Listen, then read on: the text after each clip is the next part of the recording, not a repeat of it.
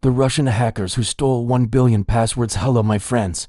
Welcome to Secret Agents Exposed. Today, we dive into a story so wild, so shocking, so interesting you won't believe it's true. Let's start. Imagine a group of hackers sitting in a rural town in Russia, not in a high-tech lab, but in a rundown apartment armed only with laptops, coffee, and a staggering plan. In just a few years, they quietly infiltrated hundreds of thousands of websites, from small forums to Fortune 500 companies. They didn't seek headlines. They weren't chasing fame. Their goal? Steal as many passwords as possible. By the time the world realized what happened, it was too late. They had stolen over 1.2 billion usernames and passwords, the largest known cache of stolen credentials in history. This is the insane, untold story of the Russian hackers who stole 1 billion passwords. The discovery. In 2014, a little-known cybersecurity firm based in Milwaukee, Wisconsin Hold Security made a jaw-dropping announcement. Their analysts had uncovered an underground hacking operation that had compromised over 420,000 websites, collecting more than 4.5 billion records. And after removing duplicates, they confirmed at least 1.2 billion unique usernames and passwords had been stolen. IT wasn't one website. IT wasn't one breach. IT was a mass harvesting campaign, slow, methodical, and devastating. Who was behind IT? A group operating out of south-central Russia, later nicknamed Cyberver in Russian, ITMEANS thief. And that's exactly what they were. Who were Cyberver? Cyberver wasn't backed by the Russian government. They weren't elite state hackers, at least not officially. They were a loosely organized cybercriminal gang, around a dozen hackers operating from homes and internet cafes in Russia.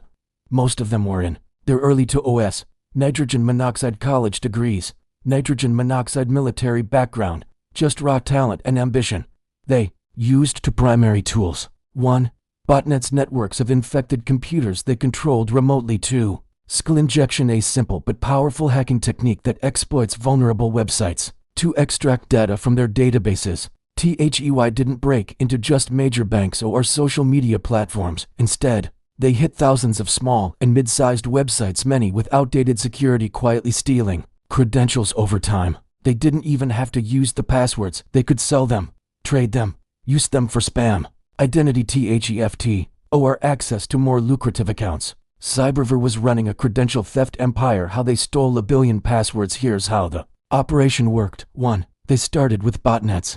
By infecting thousands of home computers worldwide, Cyberver gained access to machines that frequently visited websites: business, medical, educational, financial. 2.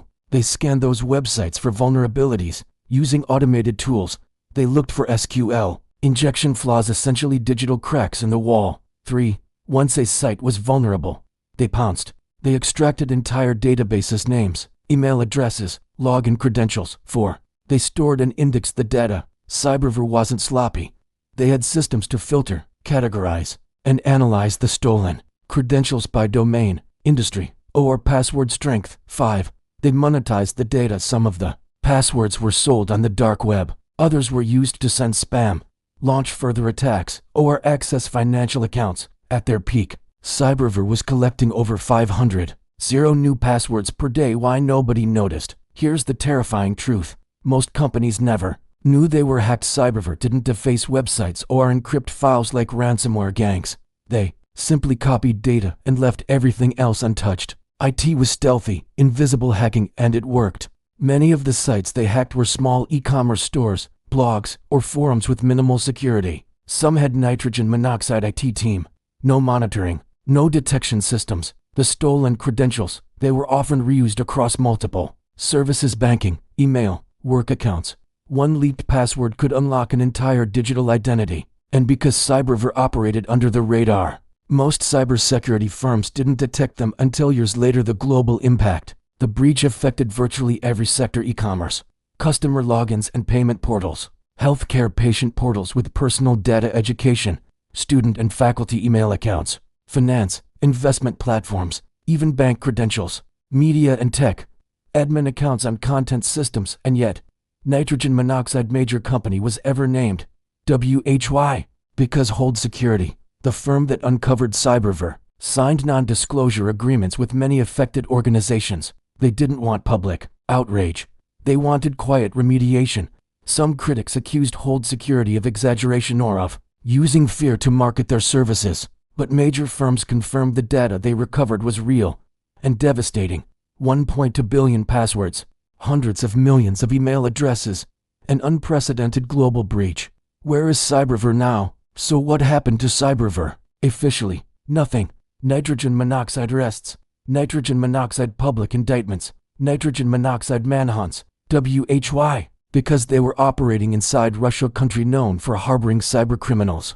If their targets are foreign, it's a game of silence and diplomacy. The US may know who some of them are, but as long as they don't attack Russian targets, they're often left alone. Cyberver likely evolved, rebranded, or merged with other groups. Some might now work for ransomware gangs. Others could be freelancers or working under Russian intelligence agencies. Their tools, their data, still circulating in the dark web. Today's Cyberver showed us one brutal truth. Passwords are fragile. Security is illusion, and in the wrong hands, your identity is just another entry in a billion-row spreadsheet. So ask yourself, is your password unique? Do you reuse logins? Who might already be inside your digital life? Thanks for watching Spy Agents Exposed. Like, comment, share, and for your own sake change your password tonight. Do, and forget subscribe. See you in the next video with unique story.